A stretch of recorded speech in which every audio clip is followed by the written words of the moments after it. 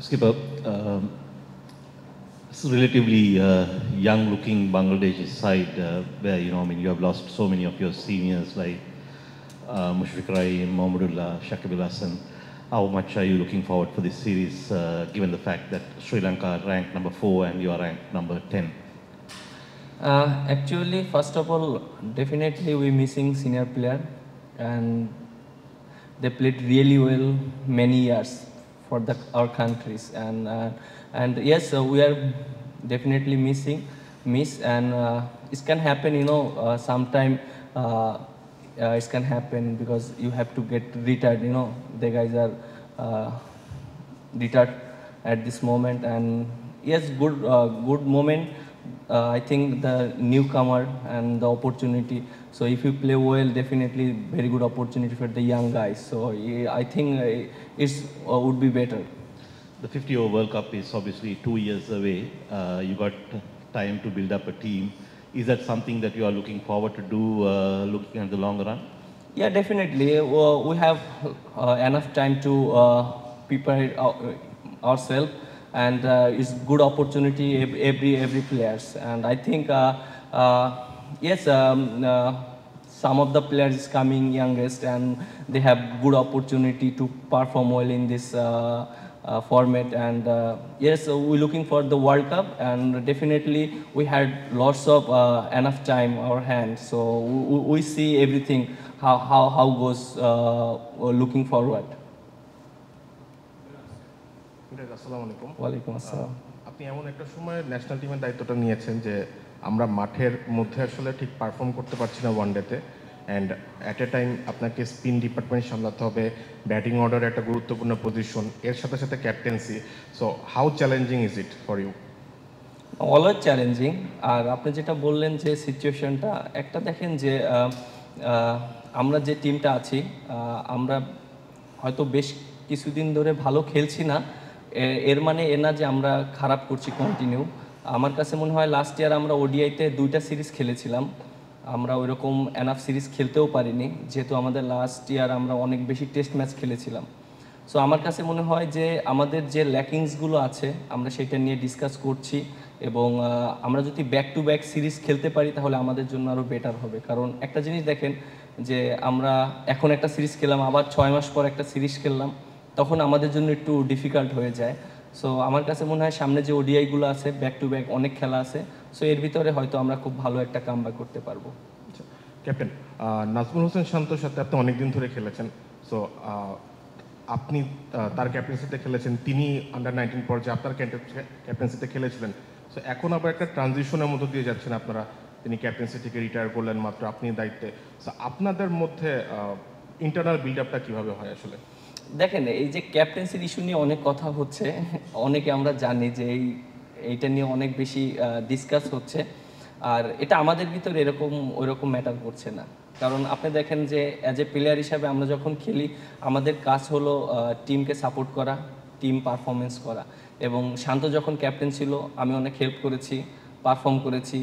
তারপরে আপনার এর আগে যারা ক্যাপ্টেন ছিল তারাও খেলেছে, তাদেরকেও পারফর্ম করাটা important. At the same time টিমের ভিতরে একজন ক্যাপ্টেন থাকে, এবং আলটিমেটলি সবারই খেলতে হয়, এবং সবাই পারফর্ম করলে কিন্তু দেশ ভালো করে এবং টিমটার রেজাল্টটা হয়। সো আমার কাছে মনে হয় যে ক্যাপ্টেন একজনই থাকে, বাট টিমে সবাই পারফর্ম করাটা, সাপোর্ট করাটা খুব ইম্পর্টেন্ট। আর আমার ভিতরে এরকম কোনো কিছুই নেই, শান্তর ভিতরে এই জিনিসটা নেই, কারণ সবার আগে টিম বাংলাদেশ। সো আমার কাছে মনে হয় যে এইটা খুবই ইম্পর্টেন্ট। ক্যাপ্টেন, চ্যাম্পিয়ন্স ট্রফির পরে লম্বা একটা মোটামুটি ব্রেক হলো, ওয়ানডে ফরম্যাটে নামছেন, প্রস্তুতিটা আসলে কেমন হলো? প্লাস হচ্ছে বলা যায় যে আমরা যাদেরকে সিনিয়র কিংবা পঞ্চপাণ্ডব বলতাম তাদের কেউই নেই এই সিরিজ থেকে, ওই জায়গাটায় কাদেরকে নিয়ে চিন্তা করছেন, কতটা ক্যাপাবল আপনার কাছে মনে হয়? দেখেন, এটা আপনি যেটা বললেন যে সিনিয়র কোনো প্লেয়ারই নেই, এটা তো এর আগেও আমি বলেছি যে অবভিয়াসলি এটা অবশ্যই আমাদের কিছু সিনিয়র প্লেয়ার থাকলে অবশ্যই ভালো লাগতো। আর যেহেতু নেই, তাদের জায়গাগুলো কারা আসবে সেটা নিয়ে আমরা পরিকল্পনা করছি, এবং এখন দেখেন যে লাস্ট যে চ্যাম্পিয়ন্স ট্রফিতে মুশফিক ভাই এবং রিয়াদ ভাই খেলেছে, সেই দুইটা জায়গায় আমরা কোন প্লেয়ারদের খেলালে ভালো হবে এবং টিমের জন্য বেটারমেন্ট হবে এবং লং টাইমের জন্য আমরা চিন্তা করতে পারি, সেগুলো নিয়ে আমরা ডিসকাস করছি। এবং আশা করি একটা দুইটা সিরিজই এটা হবে না, এটার জন্য আমাদেরকে একটু সময় দিতে হবে, কারণ একসাথে এতগুলো সিনিয়র প্লেয়ার চলে যাওয়াতে সবার জন্য একটু ডিফিকাল্ট। সো আমরা চেষ্টা করছি যে আমাদের যে জায়গাগুলো আছে সেগুলো ডেভেলপ করার জন্য। Even at the same time আমরা যারা আছি আমরা অনেক দিন একসাথে ক্রিকেট খেলেছি, বিশেষ করে আমি বলেন, শান্ত বলেন এবং লিটন দাস আছে, আপনার মোস্তাফিজ, তাসকিন আহমেদ এবং আরও যারা আছে, তাহিদ হৃদয়, মানে অলমোস্ট অনেকে কিন্তু ইন্টারন্যাশনাল কেরিয়ার অনেক বছর খেলেছে, তারা জানে যে কিভাবে ইন্টারন্যাশনাল ক্রিকেটটা খেলতে হবে। সো সেই জায়গাগুলো আমার কাছে মনে হয় যে প্রিপারেশন নিয়ে ভালো করতে পারবে। মিরাজ, আগামীকাল সিরিজ শুরু হচ্ছে, আপনারা কি এই সিরিজে, যেহেতু অনেক সময় ব্যাকফুটে থেকেও কামব্যাক করে খুব শক্তিশালী, মানে খুব ভালো ম্যাচ খেলে, আপনারা কি এই সিরিজে কামব্যাক মানে শুরুটা ভালো করতে পারবেন কিনা? এক, আরেকটা জিনিস বললেন যে আপনারা নিয়মিত খেলতে পারছেন না ওয়ানডে, ভারত যদি এই সিরিজটা না খেলে বা পিছিয়ে যায়, আগামী বছর যায়, সেটা আরেকটা বড় ধাক্কা কিনা? আপনি যেটা বললেন যে প্রত্যেকটা ম্যাচই অনেক ইম্পর্টেন্ট আমাদের জন্য, যেহেতু ওয়ার্ল্ড কাপে কোয়ালিফাই করাটা খুব ইম্পর্টেন্ট। আর আমার কাছে মনে হয় যে টপ 8 টিম মনে হয় কোয়ালিফাই ওয়ার্ল্ড কাপে সরাসরি খেলবে। সো আমরা এখন যে স্টেজে আছি, আমাদের টার্গেটটা এটাই থাকবে যে আমরা যেন সরাসরি ওয়ার্ল্ড কাপ খেলতে পারি, এবং তার জন্য আমাদের যতগুলো ম্যাচ জিততে হবে এবং সিরিজ জিততে হবে, এটা খুব ইম্পর্টেন্ট, এবং র্যাঙ্কিংটা খুব ইম্পর্টেন্ট, টপ 8-এ থাকাটা। সো আমাদের আপনি যেটা বললেন, হ্যাঁ অবশ্যই এই সিরিজটা অনেক ইম্পর্টেন্ট, এবং ইম্পর্টেন্ট চিন্তা করে যদি আমরা প্রেশার নিয়ে ফেলি এটাও ডিফিকাল্ট। প্রত্যেকটা ম্যাচ বাই ম্যাচ আমরা চেষ্টা করব, এবং যেহেতু আমাদের সামনে আরও অনেক ওডিআই আছে ওয়ার্ল্ড কাপের আগে, সো এটা আমার কাছে মনে হয় যে স্টার্টিংটা যদি আমরা শুরুটা ভালো করতে পারি তাহলে আমাদের জন্য অনেক ইজি হয়ে যাবে। যেহেতু শ্রীলঙ্কাতে আমাদের এখানে আমরা জানি, কয়েকদিন প্র্যাকটিস করেছি, কন্ডিশনটা কীরকম আছে, সো ওভারঅল আমাদের একটা ভালো একটা আইডিয়া হয়েছে।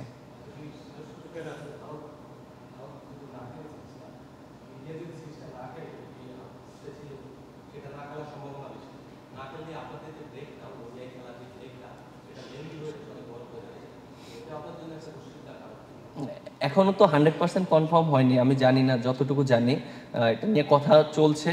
বাট যদি না হয় অবশ্যই একটা বড় ব্রেক হলে এটা একটা টিমের জন্য হ্যাম্পার হয়।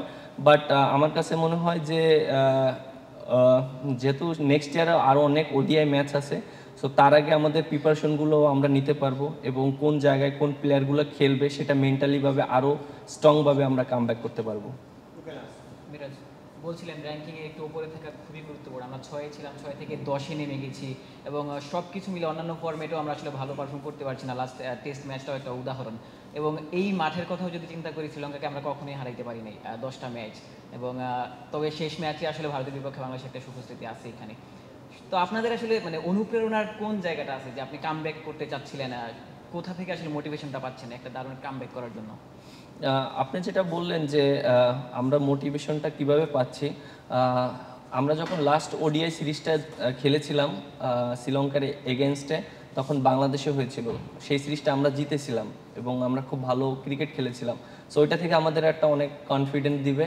আর যেহেতু প্রেমাদাসে আপনি যেটা বললেন, আমরা হয়তো ভারতের সাথে একটা ওডিআই জিতেছি, এর আগে জিততে পারিনি, আমরা এই কন্ডিশনটা সম্পর্কে জানি, আমাদের অনেকটা এক্সপিরিয়েন্স আছে। সো আমার কাছে মনে হয় সেইটা যদি কাজে লাগাতে পারি তাহলে আমরা মনে হয় খুব ভালো হবে। ক্যাপ্টেন, আপনি ওয়ানডে ক্যাপ্টেন হয়েই শ্রীলঙ্কা এসেছেন, টেস্ট সিরিজের সময় ছিল টিমের সঙ্গে আলাপ করার, মানে আপনার এই টিমমেটদের কাছে আপনার ফার্স্ট অ্যাসাইনমেন্ট এটা অ্যাজ এ ক্যাপ্টেন।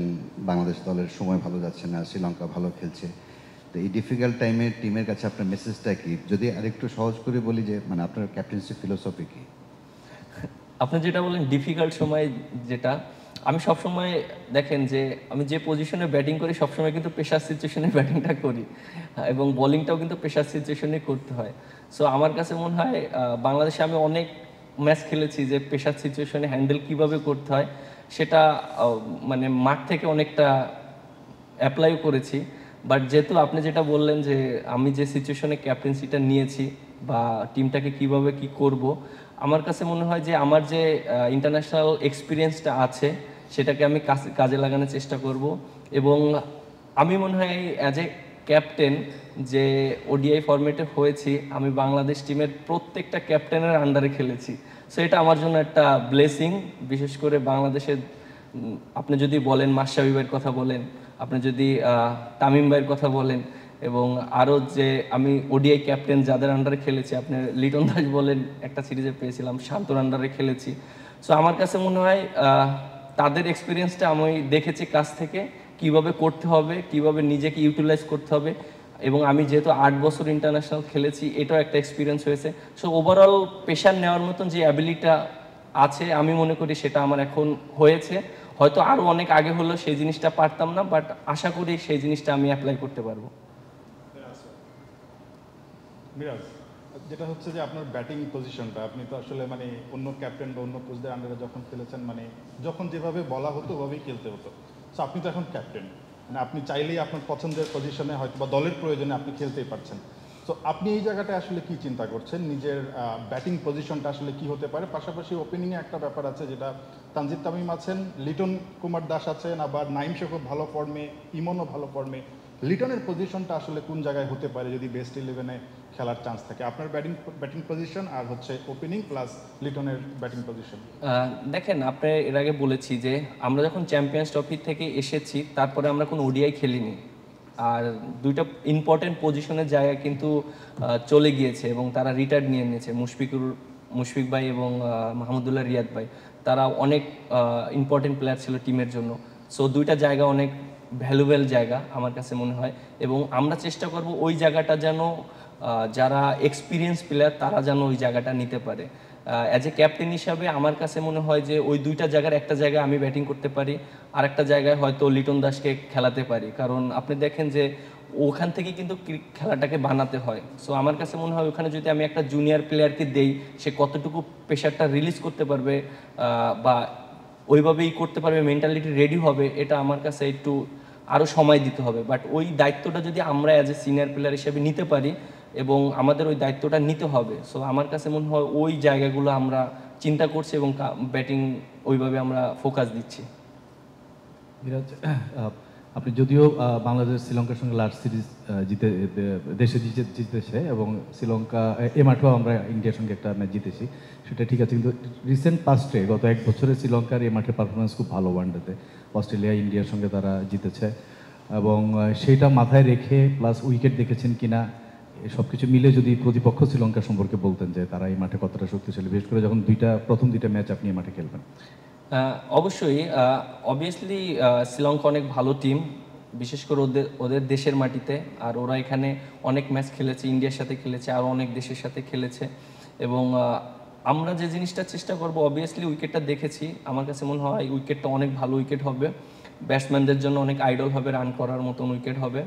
এবং আমরা আসলে চেষ্টা করব যে এখানে রান করাটা, কারণ আমাদের বোলিং অ্যাটাকও খুব ভালো আছে, ওদেরও ব্যাটিং অ্যাটাক খুব ভালো আছে, আপনার বোলিং সাইডও অনেক ভালো। আমার কাছে মনে হয় যে দুই টিমের ব্যালেন্সটা খুবই ভালো, এবং আমরা যদি আমাদের পার্টিকুলার এরিয়াগুলো যদি আমরা কাজ করতে পারি, ইউটিলাইজ করতে পারি, তাহলে মনে হয় আমার কাছে ভালো একটা রেজাল্ট করা সম্ভব। আর যেহেতু আমরা এই মাঠে জিতিনি, অবশ্যই চেষ্টা করব যে ফার্স্ট ম্যাচটা আমাদের খুবই ইম্পর্টেন্ট, এবং আমরা যদি ফার্স্ট ম্যাচটা উইন করতে পারি, তাহলে আমাদের সিরিজে আমরা এগিয়ে থাকবো। ক্যাপ্টেন, আপনি ওয়ানডে ক্যাপ্টেন্সি শুরু করবেন এই সিরিজ দিয়ে। 2027 বিশ্বকাপ পর্যন্ত একটা লম্বা সময় হয়তো আপনাকে পরিকল্পনা করতে হবে যে কিভাবে আসলে দলটাকে সাজাবেন। সেক্ষেত্রে এমন হতে পারে যে ধরেন সাপোজ আমি তাসকিন ভাইয়ের নাম বললাম, তাসকিনকে আপনি আপনার ওয়ানডে দলে চাইবেন, কিন্তু এই ক্ষেত্রে যখন টেস্ট অধিনায়ক সেও চাচ্ছে তাসকিনকে, আবার তাসকিন যখন রেগুলার খেলবে আবার একটা ইনজুরির সম্ভাবনা থাকবে। এই যে দুই ফরম্যাটের দুই ক্যাপ্টেন, এইখানে কি এই জায়গাগুলোতে কাজ করা একটু ডিফিকাল্ট হয়ে যায় কিনা, এটা একটা প্রশ্ন। আরেকটা প্রশ্ন, ক্যাপ্টেন হিসেবে অ্যাজ এ ক্যাপ্টেন আপনি আসলে অনুপ্রেরণা কাকে দেখেন? আপনি যেটা বললেন যে খেলাটা তো বাংলাদেশের খেলা হচ্ছে, আপনি ওডিআই খেলেন আর টেস্ট ফরম্যাট খেলেন, যখন আমরা খেলি দেশের হয়ে ক্রিকেট খেলি। সো এখানে এটা প্রত্যেকটা প্লেয়ারের উপর ডিপেন্ড করে যে আপনি কতটা ওয়ার্কলোড নিচ্ছেন এবং কতটুকু মেন্টালিভাবে আপনি খেলছেন। সো আমার কাছে মনে হয় এটা টিম ম্যানেজমেন্ট খুব ভালো টেক কেয়ার করে পেস বোলারদের, এবং তারা কতটুকু মানে এফোর্ট দিতে পারবে সেটা সবসময় ডিসাইড করা হয় এবং কিভাবে খেলবে। সো আমার কাছে মনে হয় না এটা কোনো হেডেক, এবং অ্যাজ এ ক্যাপ্টেন হিসাবে আমরা এটা কখনো চিন্তা করি না যে কে টেস্ট খেললে খারাপ ইনজুরিতে পড়লে আবার ওডিআইতে করে খেলতে পারবে কিনা। বাট আমার কাছে মনে হয় যে আমাদের ব্যাকআপও প্লেয়ার আছে, পেস বোলিং সাইডও আছে, যে কাকে কখন খেলাতে হবে না খেলাতে হবে এটা আমরা খুব ভালো মতনই জানি এবং আমরা ওইভাবে ইউটিলাইজ করার চেষ্টা করি। না অবশ্যই ক্যাপ্টেন হিসাবে তো ফার্স্ট টার্গেট যেটা থাকবে যে টিম রেজাল্ট করানো, এবং অ্যাজ এ ক্যাপ্টেন হিসাবে আমি যেটা চাবো দলের কাছ থেকে সবাই টিমের জন্য খেলবে, এবং ইন্ডিভিজুয়ালি হয়তো অনেক সময় অনেক অর্জন হবে। আমার কাছে মনে হয় ইন্ডিভিজুয়ালি অর্জনের চেয়ে টিম ওয়াইজ খেলাটা খুব ইম্পর্টেন্ট। এই মেসেজটা সবাইকে থাকবে এবং অনুপ্রেরণাটা এটাই থাকবে আমার কাছে মনে হয়।